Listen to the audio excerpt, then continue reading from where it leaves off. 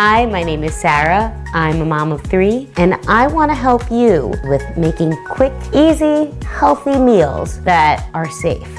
I've had some time now in the years of taking care of my son who has so many food allergies to be acquainted with the foods that he can eat. I have a lot of go-to products. So the actual preparation and cooking and being creative at the same time at this point is pretty easy and almost second nature to me. I'd have to say that the hardest part, and the part that I don't think will ever go away, that I think that any mom, dad, caregiver to a child that has a lot of severe food allergies will endure is more of the stress, the emotional and psychological stress that is still present, regardless of if you've had the meals and the food pat down. Especially if you have other children, especially not keeping your child secluded in a bubble in the house and sending them out into the world, to daycare, to school, to birthday parties,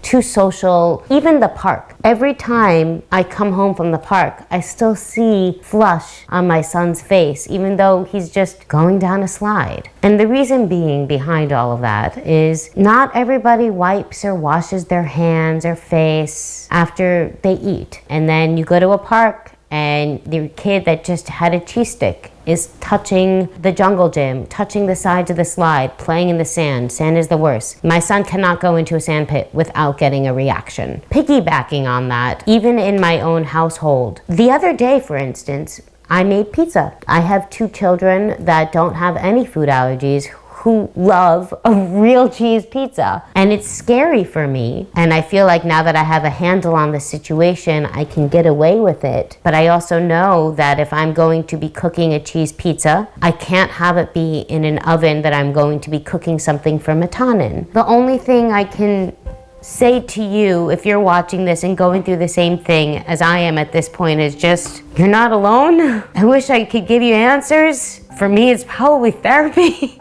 I don't know, but it's hard. All we could do is make good choices and choices that work for us. So I know I have a rule in my car because a lot of times we're in a rush to get to school in the morning. Our life is a rush, rush, rush. I'm not one of those moms who walks into the car, who gets the kids into the car and is all zen and smells her coffee and is like, oh, let's go to school, children. No, I'm like, get in the car, rush, rush, rush, we're gonna miss the bell. So they have breakfast in the car a lot, but I can't have them have yogurt in the car because if any of them is eating real yogurt and Matan smells it, it's enough that he will get a breakout from smelling the yogurt. Peanut butter is another thing. If he smells peanut butter, he will have a reaction to just smelling it in the air. Even eggs. Cooking eggs, if he walks into the kitchen, if I'm making some kind of an egg and he smells it, it's enough that he will have a reaction to it. So I can be aware enough to make smart decisions that I know won't result in him getting sick, but that doesn't mean that it's not going to creep up regularly with having to speak with my other children, having to cook for my other children, and having to constantly gauge how I'm interacting and negotiating and dealing with them about foods for the sake of protecting their little brother. And I gotta say, it's true, it gets to me. Right now is actually one of those days for me where I'm tired and it's hard. And I wish I didn't have to live like this.